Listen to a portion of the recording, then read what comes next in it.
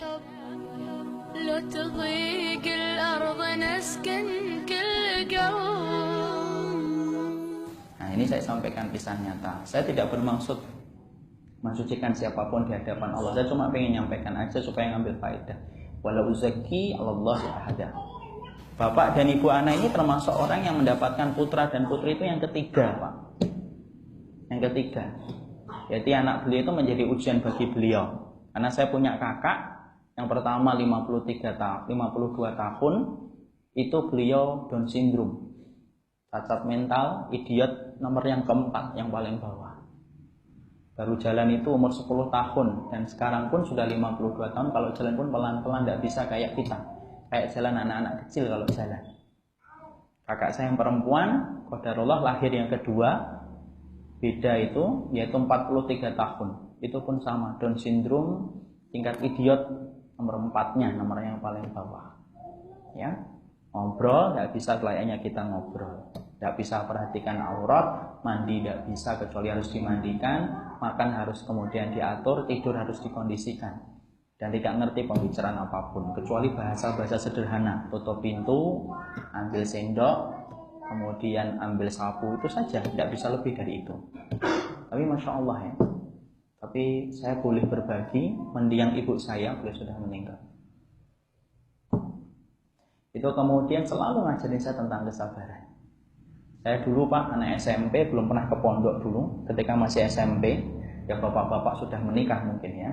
Jadi saya ketika SMP pernah punya malu, pernah punya rasa malu. Kalau ibu saya itu setiap kakak saya kemana aja makan, dibawa, turun, digandeng. Padahal bapak tahu ya, masyarakat Indonesia itu kalau melihat pemandangan yang kurang normal, pandangannya selalu tidak pernah bergeser dari apa yang mereka lihat. Itulah masyarakat kita. Ya tidak bisa kita salahin, hurufnya gitu. Ya saya itu pernah ngomong sama ibu, kenapa ya Bu ya, kok saya dapetin kakak kok nggak bisa normal, saya ajak bicara, curhat, bisa jemput saya, dan yang lainnya. Tapi Masya Allah, ada kata-kata emas yang pernah dikatakan oleh ibu saya, dan saya ingat sampai hari ini. Ibu saya berkata begini, nak, belum tentu yang taubat itu nasuha, belum tentu yang istighfar itu khusyuk dari hati mereka. Artinya, kalau taubatmu itu tidak nasuha, istighfarmu itu tidak khusyuk, tidak akan pernah menghapuskan dosa. Tapi kalaupun kamu tidak taubat dan kalaupun kamu tidak istighfar, tapi kalau kamu dapat ujian dari Allah, titipan, selama kamu itu menjadi orang yang sabar dengan ujian itu, Allah gugurkan segala dosa-dosamu walaupun kamu tidak beristighfar. Karena apa? Ujian itu adalah perkara yang paling cepat menghapuskan dosa. Insya Allah saya ingat betul kata-kata itu. Dan saya kemudian diingetin lagi, saya ibu itu tidak tahu ya nak, tapi ibu yakin ya kakakmu ini akan menjadi penghuni surga. Kenapa? Allah itu kalau narik ngambil sesuatu pasti Allah ganti.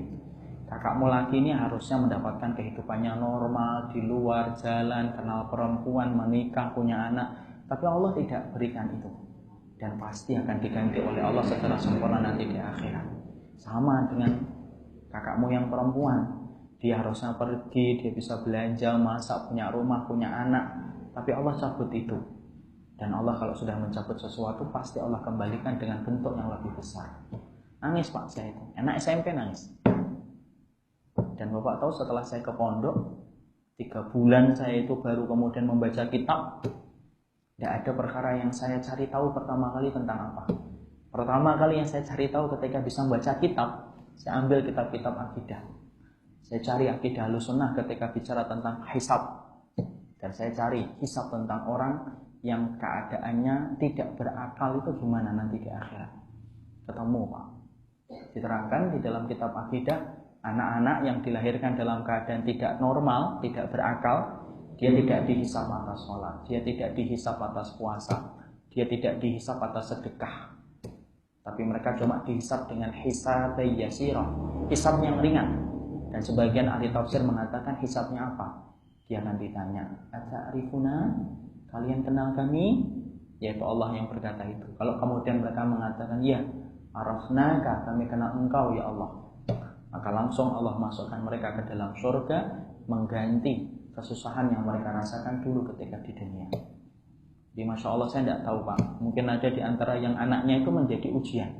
Tiba-tiba anaknya sakit baru 1 tahun, 2 tahun, ada yang autis, kayak murid saya di Pamulang, autis sampai 12 tahun, sampai meninggal, tidur meninggal. Semuanya itu Allah, setiap Allah ngambil sesuatu dari kita, pasti Allah ganti. Dan mereka adalah penghuni surga. Makanya Masya Allah, bayangkan mereka itu sebenarnya enak Pak. Kalau saya kadang-kadang bayangkan, enak. Hidupnya sebentar, tapi kemudian balasannya kekal nanti di akhirat.